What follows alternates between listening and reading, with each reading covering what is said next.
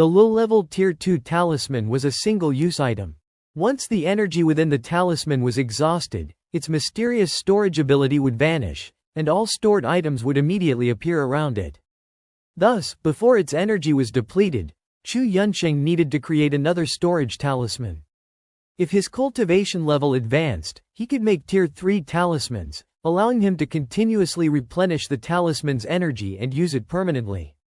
The structure of a talisman was not complex, consisting of 3 parts: the talisman head, the body, and the seal. Talisman head guides the energy of heaven and earth to interact with the talisman, activating it. Body, after introducing energy, establishes certain rules to create magical abilities.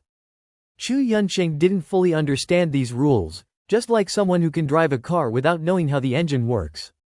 Seal completes the function of the talisman and seals it, imprinting the creator's aura or making it a masterless talisman to distinguish users. It also prevents energy leakage and enables embedding the talisman into the body. Handling a Tier 1 fire weapon talisman was already difficult for Chu Yunsheng, taking him 3 hours to construct. Despite this, his internal energy was completely depleted. He took the risk of creating the fire weapon talisman first to gain experience in utilizing energy to make talismans, ensuring the storage talisman's success since he couldn't afford to waste time or energy. The storage talisman was a Tier 2 talisman, significantly increasing the difficulty and reducing the success rate. Chu Yunsheng, still unable to grasp the principles, dared not be careless. Fortunately, the ancient book helped. Placing paper on the book seemed to make the process easier. Creating a Tier 2 talisman required much more energy than a Tier 1.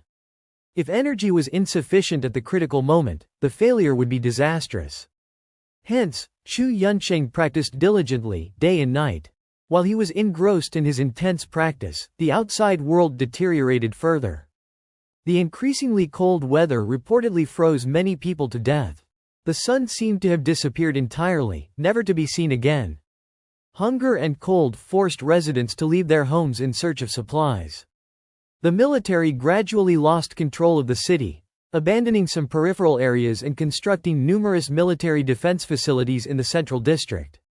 Unaware of the exact situation outside, Chu Yunsheng noticed a strange event over the past 2 days. On the day food rations were distributed, a man, frustrated by the dwindling food supply, had an altercation with a soldier. In a fit of rage, the man punched the soldier. That punch shocked everyone, leaving them dumbfounded. Even Chu Yunsheng, who witnessed it firsthand, found it unbelievable. The punch instantly froze the soldier into an ice sculpture. The man, equally astonished, shouted, "It's not my fault. I just pushed him," and fled home. An hour later, armored vehicles roared into the community, and heavily armed soldiers, as if facing a great enemy, quickly took the ice-fisted man away. The ice-fisted man did not resist the stern soldiers at all, repeatedly insisting that he was innocent and had only pushed the soldier. Unfortunately, the military still took him away at gunpoint, leaving his wife and their roughly 7 or 8-year-old son sobbing quietly at the door. Despite the bizarre nature of the punch, humanity was now like frightened rabbits in chaos, still harboring an inexplicable fear of the military. Chu Yunsheng realized that the man had unknowingly awakened his fourth-dimensional consciousness, as mentioned in the ancient book, and had inadvertently harnessed the power of heaven and earth's energy in his rage, freezing the unfortunate soldier. It was truly impressive. Chu Yunsheng had practiced diligently for days to achieve such awareness, and this man had unknowingly awakened it on his own, which made Chu Yunsheng quite envious. However, despite his envy, he took solace in the fact that the man likely didn't have access to the ancient book that Chu Yunsheng possessed, which made him feel a bit more balanced. This event made Chu Yunsheng resolve to keep his abilities hidden. Seeing the soldiers' cold expressions as they took the ice-fisted man away, he knew nothing good would come of it. He might end up as a test subject in a national laboratory, subjected to various torturous experiments. He absolutely did not want to become the second ice-fisted man. Initially, he had thought about sharing some basic cultivation methods to help others through the crisis.